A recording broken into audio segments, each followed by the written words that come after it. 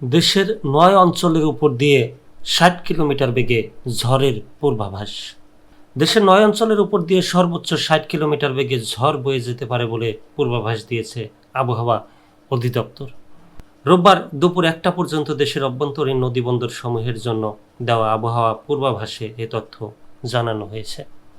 পূর্বাভাসে বলা হয়েছে, ময়মনসিংহ, খুলনা, বরিশাল, পটুয়াখালী, নোয়াখালী, কুমিল্লা, চট্টগ্রাম, কক্সবাজার, সিলেট অঞ্চলসমূহের উপর দিয়ে দক্ষিণ পূর্ব দিক থেকে ঘন্টায় ৪৫ থেকে ৬০ কিলোমিটার বেগে বজ্র বৃষ্টি সহ অস্থায়ীভাবে দমকা ঝড়ো হাওয়া বয়ে যেতে পারে। এসব এলাকার নদীর বন্দর সমূহকে ১ নম্বর সতর্ক সংকেত দেখাতে বলা হয়েছে। এদিকে গতকাল শনিবার আবহাওয়াবিদ মোহাম্মদ ওমর ফারুক গণমাধ্যম বলেছেন, মৌসুমি বায়ুর সক্রিয়তা কমায় বৃষ্টি অনেকটা কমেছে।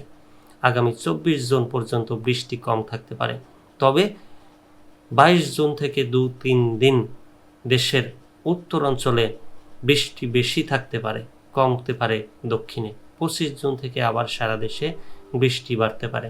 তিনি বলেন, বৃষ্টি কমার সম্ভাবনা থাকায় ২-৩ দিন তাপমাত্রাও বাড়তে পারে।